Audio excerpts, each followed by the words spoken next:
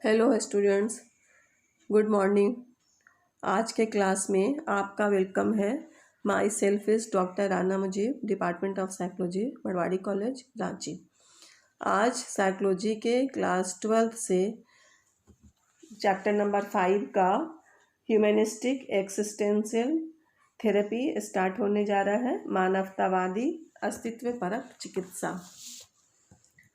मानवतावादी अस्तित्वपरक चिकित्सा एक सूझ केंद्रित इंसाइट फोकस्ड चिकित्सा है जो इस बात की पूर्व कल्पना करता है, प्री प्लानिंग करता है कि किसी भी असामान्य व्यवहार का उपचार, एबनॉर्मल बिहेवियर का ट्रीटमेंट व्यक्ति की आवश्यकता और उसके प्रेरणा में ग्रोथ करके की जा सकती है।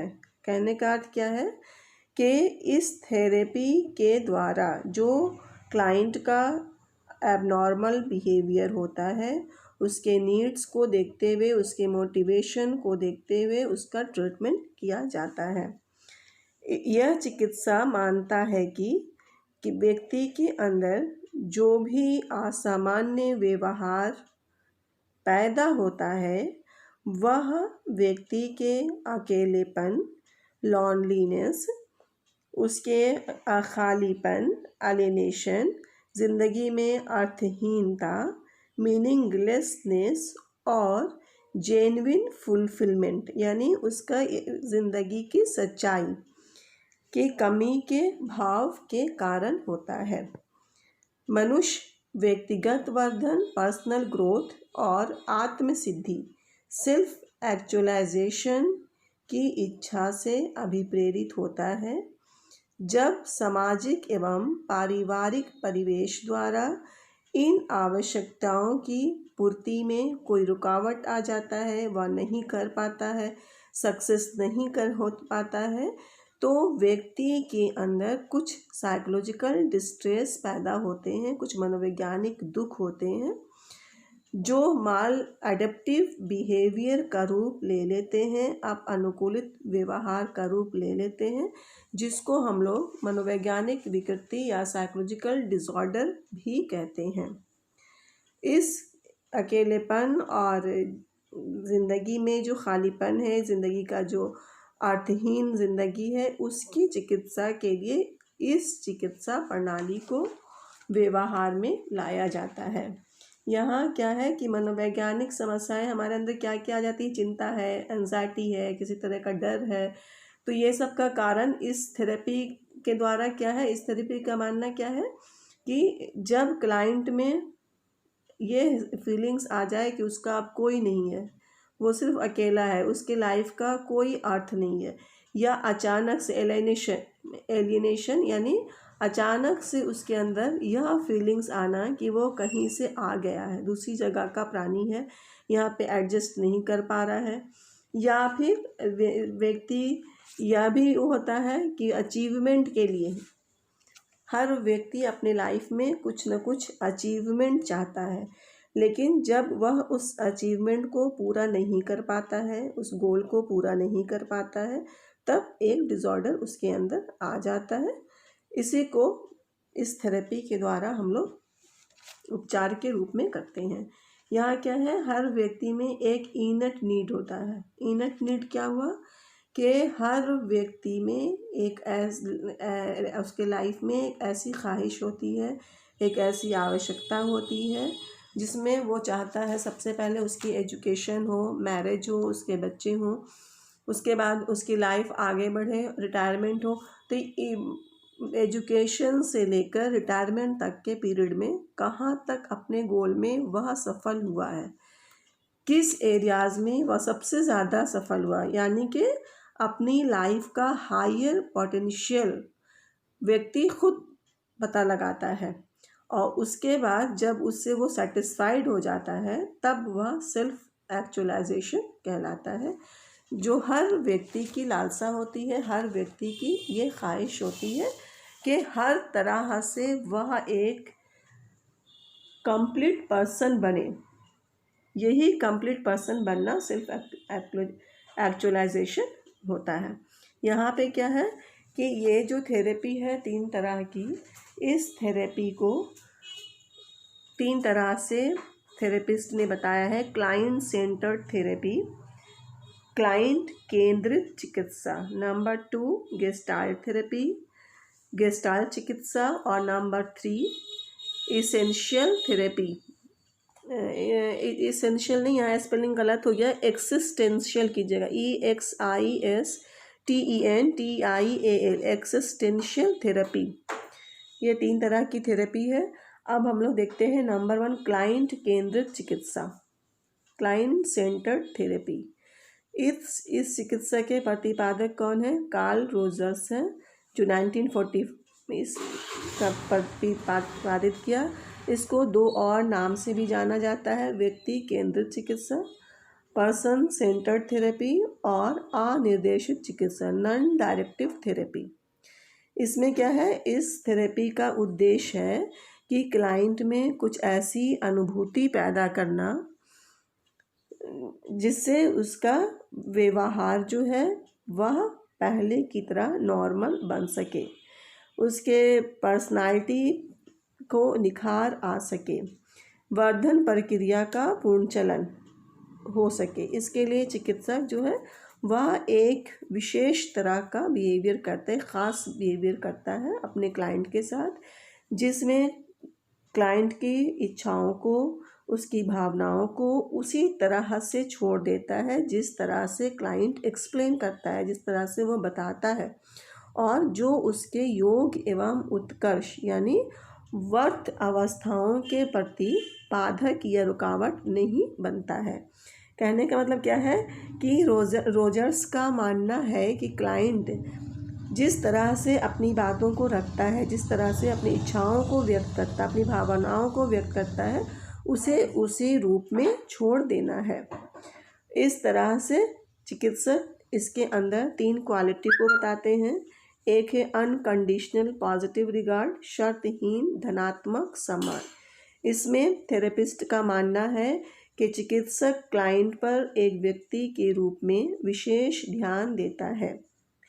कहने का अर्थ ये है कि वह कोई चिकित्सक नहीं बनता, बल्कि एक आम इंसान की तरह दोस्त बनाकर उसके सारी एक्टिविटी पे ध्यान देता है। बी क्या है कि चिकित्सक क्लाइंट को बिना किसी अपना फैसला या निर्णय के ही स्वीकार कर लेता है। यहाँ पर भी चिकित्सक जो है वो पूरी तरह से क्लाइंट का साथ देता है, और क्लाइंट जो भी अपना डिसीज़न लेता है, जो भी फैसला करता है, उसको as it is therapist accept करता है। उसके बाद क्या है कि चिकित्सक क्लाइंट के परिवर्तन की क्षमता में विश्वास रखता है, यानी चिकित्सक क्लाइंट के समस्या समाधान के अंदर उसके पोटेंशियल पे विश्वास रखता है। उसके अंदर जो भी चेंजेस आया हुआ उस पर वो बिलीव करता है पहले कि हाँ, उसको हमको मानना चाहिए, ये सही है, ये ठीक है, और उस तरह से करने के बाद उसके जो समस्या समाधान जो होता है, उसका उस प्रॉब्लम सॉल्विंग जो वो करता है, उसके पोटेंशियल पे भी विश्वास करता है कि नहीं, जो ये बता रहा है वो पूरी तरह से सही है। उसका अगला क्वालिटी क्या है? एम्पैथी या प्रानुभूति। इसमें क्या करता है कि प्रानुभूति क्या हुआ कि चिकित्सक क्लाइंट के भावों को, उसकी फीलिंग्स को ठीक तरह से पहले समझता है, उसके बाद उसको इन्वायरमेंट के हिसाब से उसी के नज़र से देखता है। यह कहने का क्या है कि जिस तरह से क्लाइंट इन्वायरमेंट को एक्सप्लेन करता है, इन्वायरमेंट को समझता है, और जिस तरह से वो थेरेपिस्ट को बताता है, तो थेरेपिस्ट उसको उसी नज़र से देखता है, अपना वहाँ पे कुछ भी आगे पीछे नहीं लगाता है।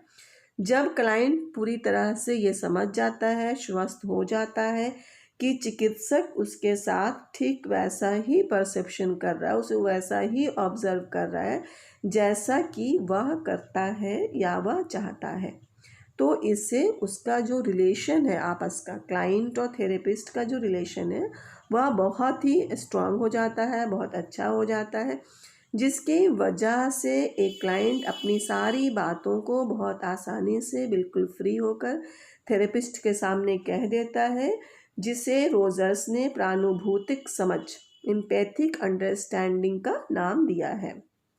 उसके बाद क्या है कि संगता कॉन्ग्रुएंस, इसमें थेरेपिस्ट क्या करता है, इस बात का पता लगाता है कि चिकित्सक को क्लाइंट के साथ एक एक्चुअल रिलेशन किस तरह विकसित करना, मतलब रियलिटी में किस तरह जाना है, कोई इमेजिनेशन नहीं करना है, उसके साथ रियलिटी का एक रिलेशनशिप बनाना है।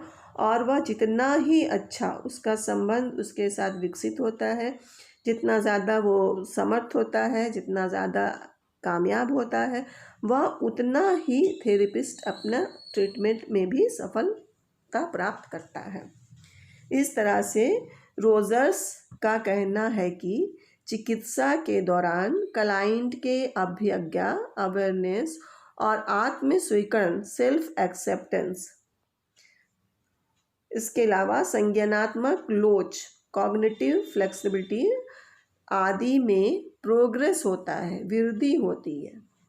वैसा करने से जो थेरेपिस्ट जब अपने क्लाइंट के साथ एक रिलेशन बनाता है, उसकी सारी बातों को समझता है, उसी के रूप में जब उसको लिखता बताता है, तो क्लाइंट में क्या एक विश्वास बनता है, एक बिलीफ बनता है, जिसकी वजह से क्लाइंट में अवेयरनेस आता है, उसके अंदर सेल्फ एक्सेप्टेंस मजबूत होता है और एक तरह का कॉग्निटिव फ्लेक्सिबिलिटी भी आ जाती है, जिससे धीरे धीरे उसके अंदर सेल्फ एक्चुअलाइजेशन विकसित होता है।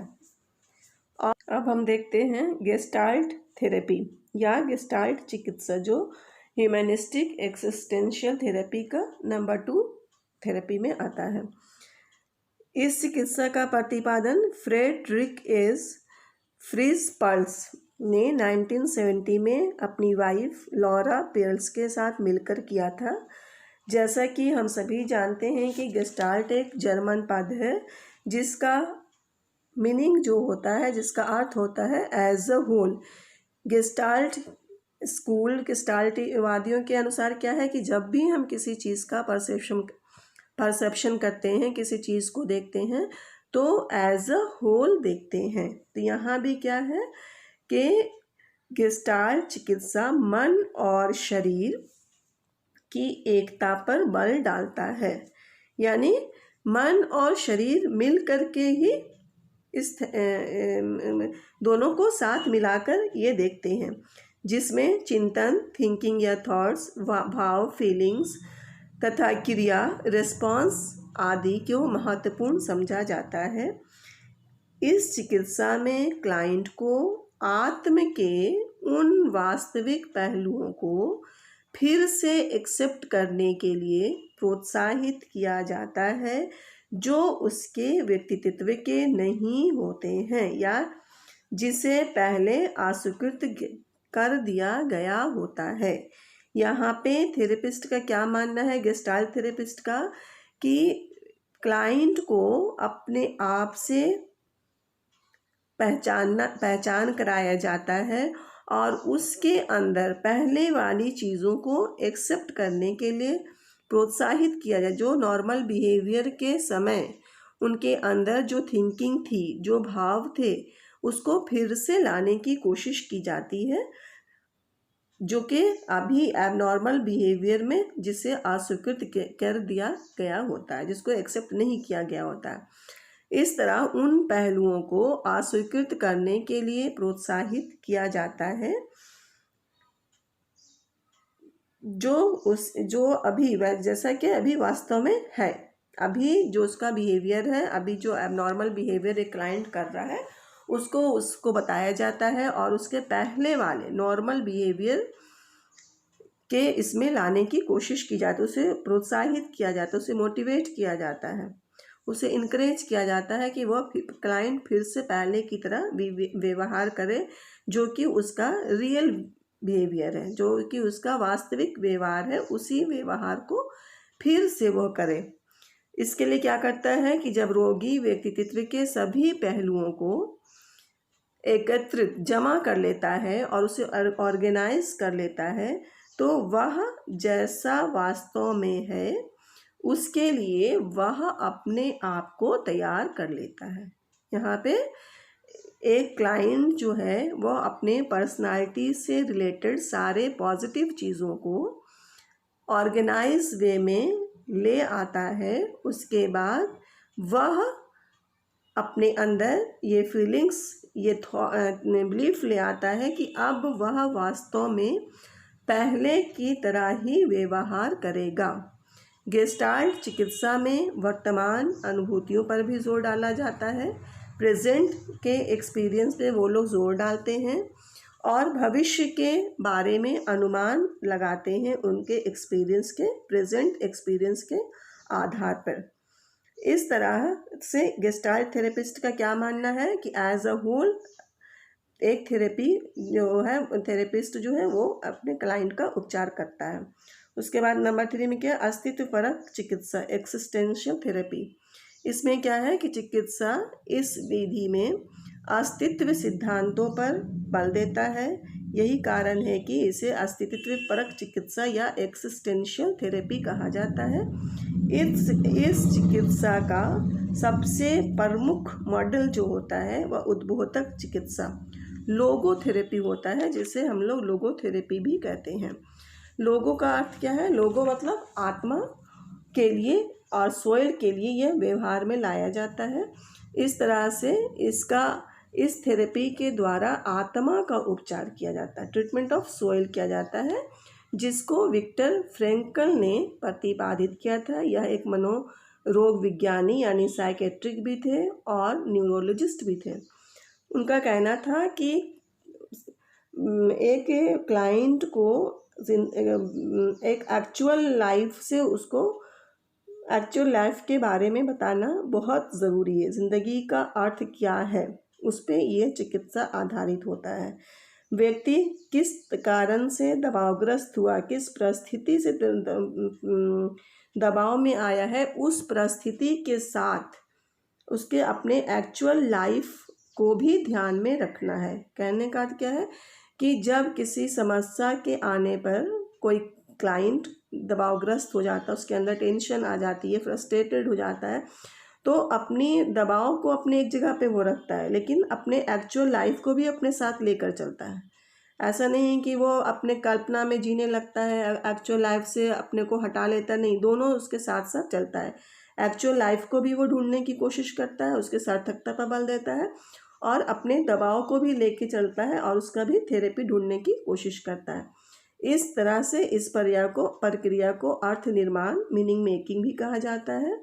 और ये जो निर्माण प्रक्रिया है वह एक्चुअल लाइफ के स्पिरिचुअल ट्रूथ से को ढूंढता है, उस पे बेस्ड होता है। इस तरह से लोगो चिकित्सा का उद्देश्य व्यक्ति की ज़िंदगी में जो भी मीनिंगलेस चीज़ें आ गई हैं, उसकी फीलिंग जो मीनिंगलेस हो गई है, उसे जो लगता है कि ज़िंदगी खाली है, उसके लाइफ का कोई अर्थ नहीं है, इन सारी समस्याओं एवं चिंताओं को दूर करता है। इस तरह से यह 2 थेरेपी को अपनाता है। एक है परस्पर विरोधी अभिप्राय विधि, टेक्निक ऑफ पैराडॉक्सिकल इंटेंशन, और दूसरी होती है विचिंतन विधि, टेक्निक ऑफ डेरफ्लेक्शन।